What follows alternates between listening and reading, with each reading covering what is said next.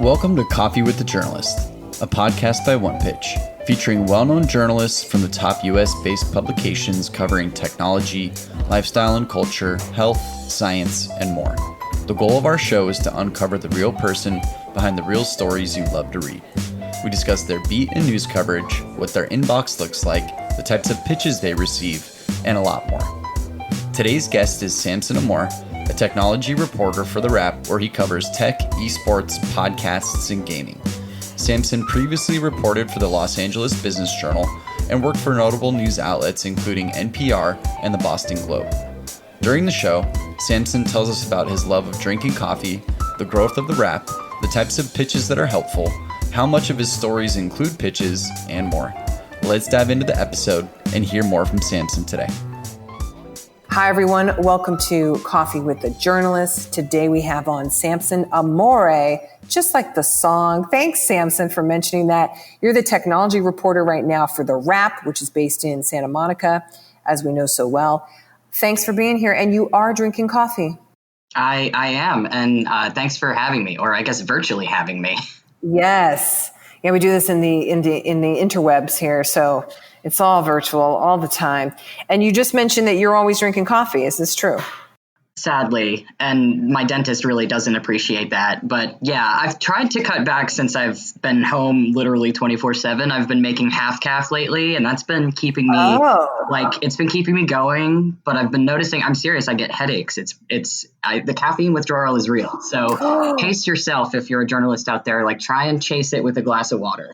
Yeah. So that reminds me, this was several years ago. I was like, I think I'm drinking too much coffee. And I stopped, and oh my God, the headache was, I was like, this is a withdrawal. Oh my God, I've never even been on drugs, but this is like what this must feel in a fraction. Yeah, it's real. Sounds like you're weaning yourself. I'm trying, Beck. Hey, we're all trying right now, I have to say, in our COVID world. So first off, before we get into what your inbox looks like, could you tell folks a bit about The Wrap in case they're not familiar? Yeah. So The Wrap, as you said, we're based in Santa Monica. It's been around for, I think, 11 years now.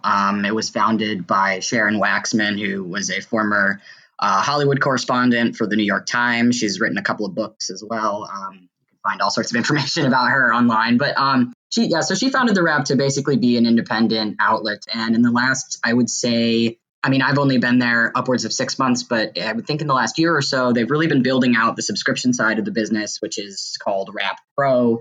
But so I'm working with Wrap Pro, and I'm basically, I'm stuck at the intersection of covering, digital media, so sort of streaming outlets, podcasting, of course, because that's huge right now, and gaming, which is also blowing up. So there's a lot to work with right now. Oh yeah, you have plenty. So speaking of, how does your inbox look? My inbox is actually very clean because I just went through it, but on an average day, it's a mess. I wish that I could say that I'd figured this out earlier, but I just realized how to sort my Gmail so that unread is at the top of the inbox. And that's been immensely helpful. I don't know how I was using Gmail for so long without doing that. I would not survive unless I had that. Oh my God. So I don't know how I was existing without this. We learn something every day. How many pitches are you getting, would you say, a day? Oh, man. It's funny. I was thinking about that question in advance of this podcast, and I tried to look, and I would say anywhere from 25 to 30 on a conservative day, but that's also counting the pitches that we get to sort of the general line for The Wrap. So a lot of that stuff isn't specifically a pitch for me. Oh, that's not that bad. Yeah, I'm being conservative. I didn't actually count everything, but especially now, though, with everything that's been going on in the games world and that kind of intersection of gaming and politics, I've been getting a whole lot more, people dropping into the inbox, literally just saying, hey, I have thoughts, do you want them? About what? Gaming? Life? Well, it's funny. Sometimes I do very much want to hear these people's thoughts. And then other times it's literally just a random person. I think this happens a lot to any reporter, right? You kind of have to weed out, the people who actually are experts in their field, and then the other people who are just pitching themselves just because they have nothing else to do. I don't know how familiar you are with that whole situation going on with Fortnite and Apple, but Oh yeah. like every millennial, Fortnite's consuming my life lately, and not from a player standpoint. And there's a lot happening there. And you know, people are, especially legal experts, are very forthcoming usually and saying, hey, I know what's going on here. Let me translate for you, which that I love. That's helpful. What I don't love is, you know, the random people saying like, hey, I run a tiny mobile games company. Let me tell you what I think about Fortnite. Oh, I'm sorry, but that's a little outside the wheelhouse. yeah. God bless them. Well, what makes you open a pitch, or are you one of those people that reads every single pitch? Oh God, I shouldn't say this on this podcast because people will take advantage of it, but I do read every single pitch. I do. I mean, Oh, you're not alone, Samson. unless it's like very clearly from the subject line, something that's not in my beat. You know, like I don't cover finance explicitly anymore. So those I'll tend to sort of skim and not really delve into, but I do. I read everything because I feel like I can't afford to miss something. You know, I mean, if I just start cleaning the inbox, like, okay, that looks dumb, I'm not even reading it, then I might be missing out on something that's actually really worthwhile. So you have that approach, kind of a little FOMO-ish of I must see everything in order to know I don't miss it. Aha. Yeah, well, it's also helpful to just sort of know what's going on. I mean, even if I don't pick the story up, yeah, like having that context of, okay, you know, people are pitching this is going to other tech outlets, you know, I should keep an eye on it. Because usually too, I mean, I think a lot of pitches in general really are sent to different outlets, but they're sort of very much the same story. So, you know, it's helpful to know sort of what's being covered where. Well, let's talk about making an actual story. So when you are going to do something on Fortnite, now that's kind of bubbling up into the general cultural vernacular right now, so it's huge. But you did this one piece, for example, on PBS doing their Nova podcast launch. You've done some particular stuff on Apple and what it means with Epic Games or whatever else. Or let's even take this one. You were talking about what's the next maker of Candy Crush, which is a huge dominant game, as many people know. What makes you do a story? Does it ever come from a pitch? Yeah, I mean, I think it's about, for me, I try to keep it, I would say maybe 60-40, and the 60% there is, you know, original reporting or stuff that I'm digging into myself that I find and I say, hey, this is interesting. Let's go at it. And then 40% is pitches. And I just think that personally, I prefer to work that way because it tends to avoid getting into that tech reporter trap where you're regurgitating a press release that looks a lot like, you know, the next outlet's coverage. Mm-hmm. That's a high percentage, though, that comes from pitches. Well, so let's say for the 60%, though, that you are like, okay, I'm coming up with it. Where are you getting the inspiration for those? See, now I'm rethinking the 60-40 thing because what I was really trying to convey, I was really just trying to convey the fact that the majority of the stories I try to do are, you know, based on original reporting. When it comes to digging something up, I mean, there's a variety of different ways you can do that. I mean, it can be anything from, you know, somebody that is a source just coming out of the blue and saying, hey, this thing is going on, I think you should know about it, to, you know, I find actually what happens the most when you're digging out original reporting type stories is persistence is really key, even if it makes you seem very annoying. Consistently following up with people, you know, consistently getting in touch with, I mean, for me, since I work very heavily on like the side of business journalism, getting in touch with companies that maybe, you know, I'll look at my calendar and say, hey, it's been like a month since I've talked to these people. What are they doing? You know, sniffing around to figure out what's, I guess, you know, on the horizon is helpful.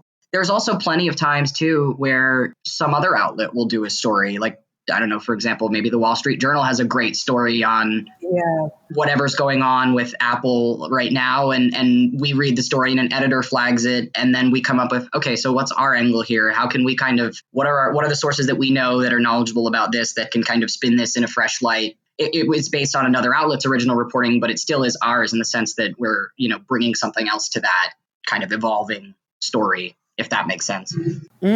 So varied, it sounds like.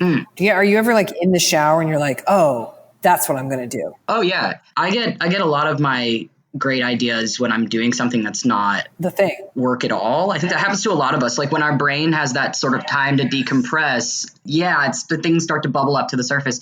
I have a whole notebook that's just dedicated to things that if I had time, I would look into it, you know, and it's anything from like really weird random questions that have nothing to do with my beat to like what's going to happen in 5 years with VR, like big questions like that, I haven't had the time to really answer yet, but are just, rattling around in my brain. They're there. That's the interesting thing about being a tech reporter is, you're covering an industry usually that you pretty voraciously also consume, in your spare time. Like there will be times where I'll have off time, and I'll be just engaging with the tech that I usually cover for work, like playing a game or something, and maybe something in the mechanics of the game will trigger an idea, and then I'll just kind of write it down and come back to it. That happens a lot. I do have quite a list of, things I'd like to look into that just sort of occur to me. Mm-hmm. So are you a big gamer? Well, there's maybe we need to quantify big. I was just going to say, I've been playing games like since I was, I think like 5 or 6. but not on a console. Like I had the little, like, I don't even remember what they're called now, but the like little plugins that you would plug into like the back of your TV, and it would be a little joystick, and then you could play like Gallagher or something. Oh yeah. My parents were very deliberately low tech, so I didn't get a console until I was in college. But before then, I was really into PC gaming, but I'm not very good. Like when people ask me if I'm a gamer, I say sort of, because I love playing games. I've played pretty much every big AAA title there is out there that has come out, like I would say with the exception of the last like 2 years, because they've gotten really expensive. Yes. But I'm not I'm nowhere near pro level. I barely hold my own in Super Smash Melee. So I'm okay.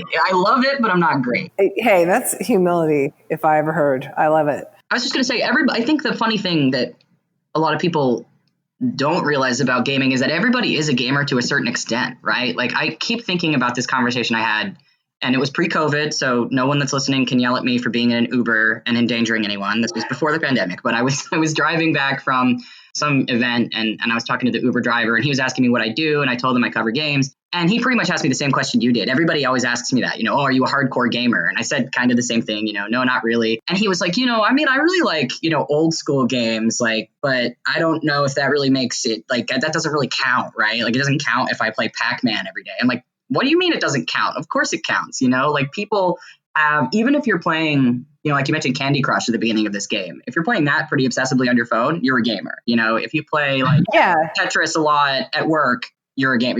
It's just, there's degrees of it, right? But everybody has like at least one form of game that they're obsessed with. Like my grandma loves mahjong. It's like everybody's got at least one title, that they play on the computer or their phone or whatever.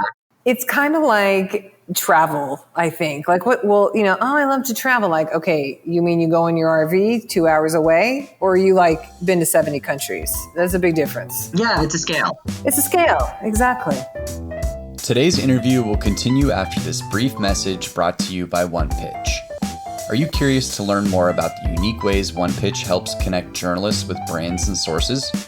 Head to onepitch.co for more information about how we're helping each side save time and connect more effectively. Sign up for your free account today. Now, back to today's episode. Well, let's play a word association game. So I'm going to say one word, and you just tell us what you think. Oh boy, here we go. Okay, here we go. Food. Pizza. Ooh, that sounds good. Drink. Water. Hobby. Model making. Perfect. Hollywood. Hot. Esports. Complicated. Fortnite. Oh, I don't even know if I have a word for this. I think my emotions towards Fortnite right now are just a sound. It would just be like, but let's go for English here. I would say controversy. Ooh, controversy. Okay.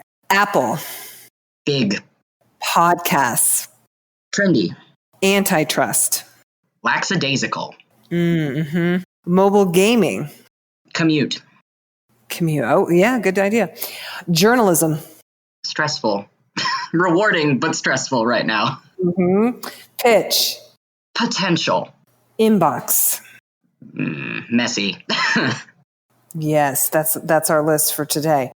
I think the most interesting one to me was the hobby. It's funny you ask that, because I've been thinking about like all sorts of analog things that I can be doing with my time, because like my partner just bought a huge puzzle and finished it. Anything that will take up a large chunk of my time that doesn't involve a screen is really what I'm trying to do around COVID times now. Yes. And I was thinking about that. Like when I was a kid, I used to love, what kid doesn't love Legos, right? I was super into making diorama like projects for school, and like would love to go to the hobby store and pick out all like the little people and like put them in their, scenes and stuff. And I was like, I don't know if I'm going to get back into that specifically, but something in that vein is great for quarantine. I love it. Mine is writing. I'll make like a lot of notes and drawings. I'm doing like art classes with little nieces. Oh, it's fun. Oh, that's really fun. I love seeing what kids draw. Some kids are really good, like better artists than adults. I'll tell you that. Like, yeah. Well, their interpretation is so wide too. You're like, what's that? And you think it's an orange blob, and they're like, it's the universe. And you're like, of course. Yeah. Mm-hmm. I know. It's great. Well, speaking of quarantine, are you reading anything you love right now? We love to know. I am actually. What you got?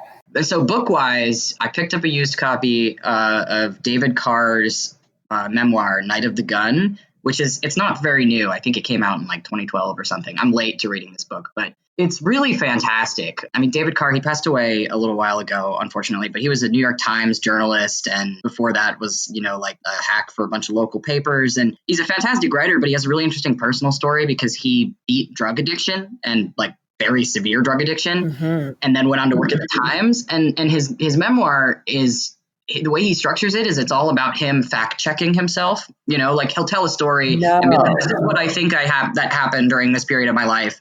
And then he'll go back and he'll find the people that were involved in the story 20, 30 years later, or whatever it is. And then the next chapter is his conversation with that person, kind of. Oh my God. Very literally fact checking, did this thing really happen? Did I say that? No, I was more of an asshole than I thought I was. Okay.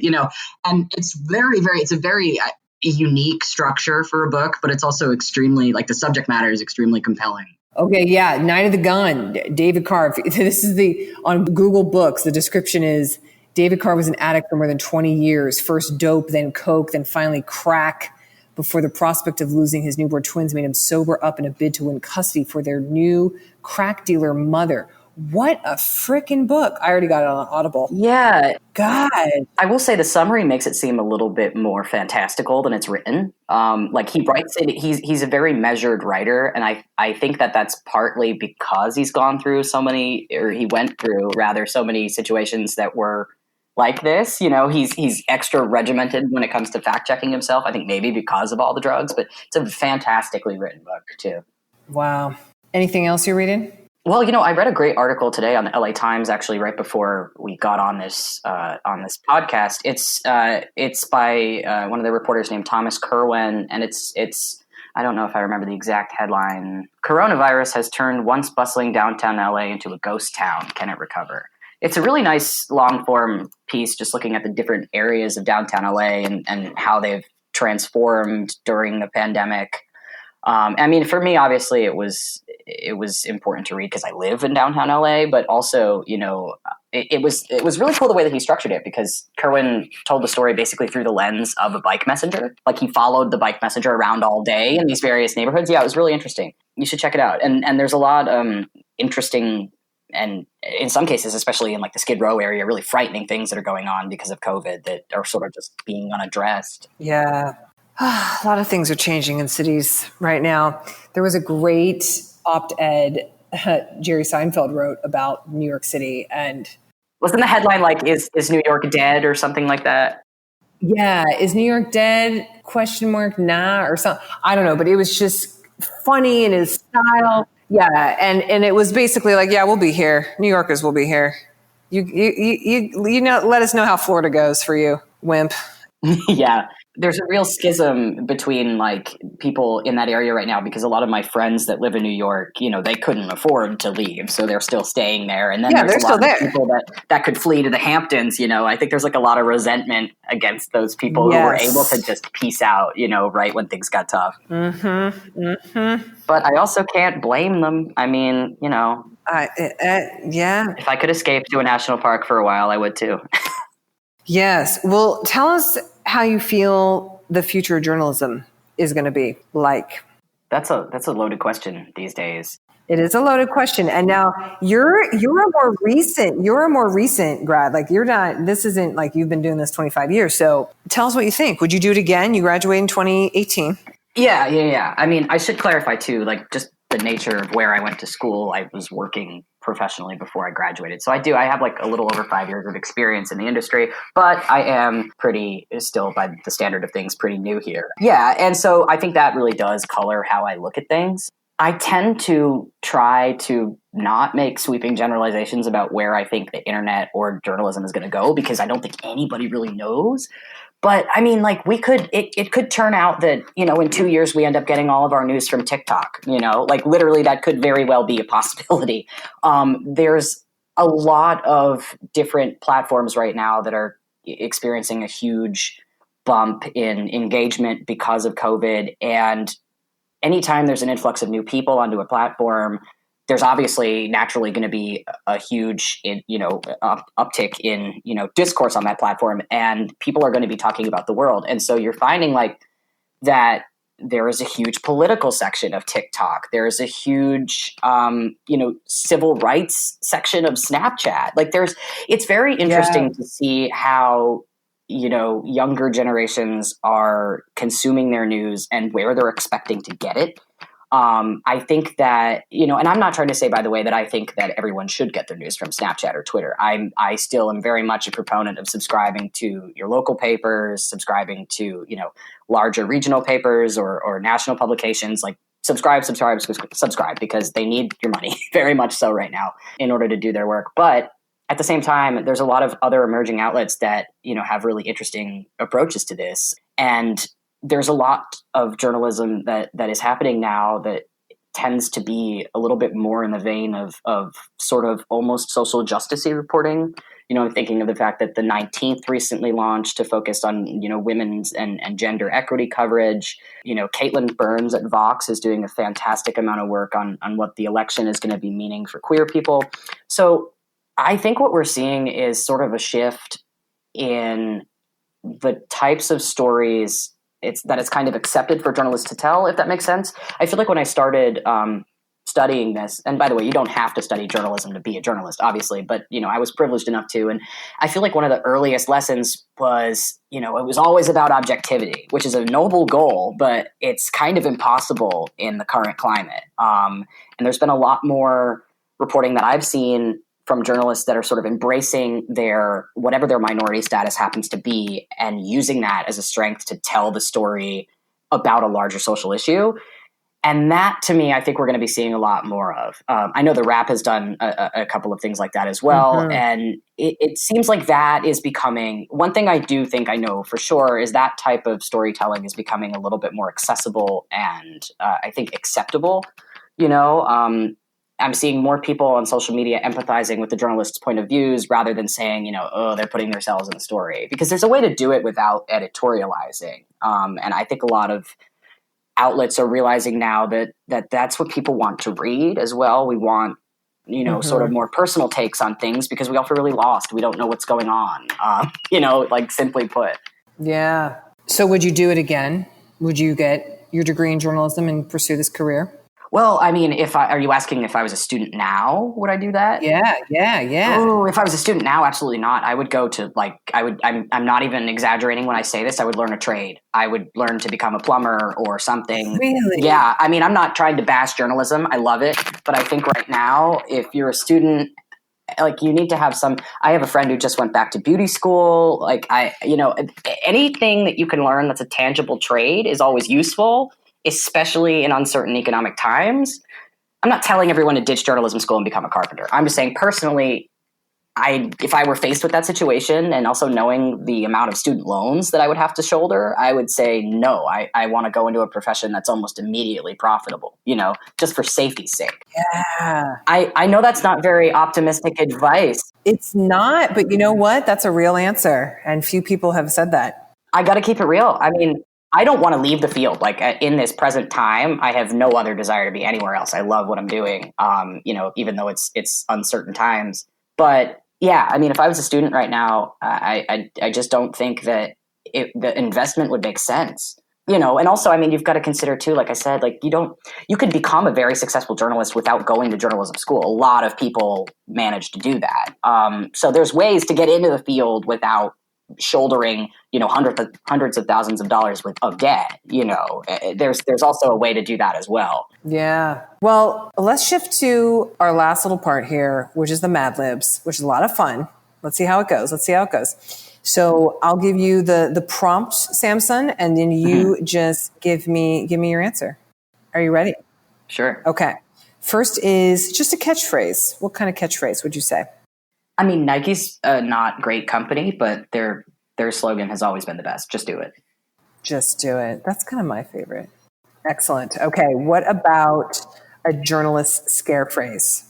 Just the message, hey, I have a few edits. Okay. What about a buzzword in journalism? That's positive. I would say curiosity. Curiosity. Okay. Good. Okay. An adjective. Tenacious is the one that's on my mind for some reason. Tenacious. Yes. It's a good one. Okay. Then what about a part of a pitch? The subject line I see a lot is in all caps, interesting exclusive, with like at least 2 exclamation points or like a really aggressive colon or something. Okay. Another adjective. Diligent. Diligent. I like it. Okay. What about another part of a pitch? Press kit or assets. Like that's the one word that came to mind specifically, is just assets attached, you know? Okay, great. Assets attached. Okay. Amount of time. 2 days, because that's my deadline, usually. And then adjective. Tired. Then how about a singular noun? I'm just going to throw a random one in there for you. Soccer ball. Like it. Let's do it. And a topic. Economy. Then a verb that ends in ing. Launching. Everything's always launching. Mm-hmm. And then what about just a verb? Any verb? Run. Run. Okay. All right. I'm going to read back the whole Mad Lib. Here we go. To me, journalism is just do it. It consists of a few edits and curiosity on the daily. If a pitch has a tenacious, interesting, exclusive 3 exclamation points, I will absolutely respond to it. However, if a pitch has a diligent assets attached, you can expect no reply from me. If 2 days goes by and you don't see an email back from me, you can just assume I am tired about it. The best stories always have soccer balls and are usually about the economy. And the best way to reach me is by launching it over to me, but you can also run over to me. That came out hilarious at the end of it. There are parts of that are accurate, though. I mean, like, yeah, feel free to launch a pitch at me. Well, this has been so fun. Thank you for the honesty today, Samsung. Thank you for telling us about all the coffee you drink. Well, thank you, Beck, and I appreciate you having me on. It's been great to catch up with you. Agreed. Thanks so much again, Samsung. Thanks for listening to this week's episode of Coffee with the Journalist featuring Samson Amore from The Wrap. If you like our show, make sure to subscribe on iTunes, Spotify, Google Podcasts, and anywhere else you listen to podcasts, as well as leave us a review if you've enjoyed what you've heard. For more information about One Pitch, head to our website at onepitch.co and see the unique ways we're helping journalists and public relations professionals build meaningful relationships. We'll be back next week with an all-new guest and even more insights about the journalist you want to learn more about. Until then, start great stories.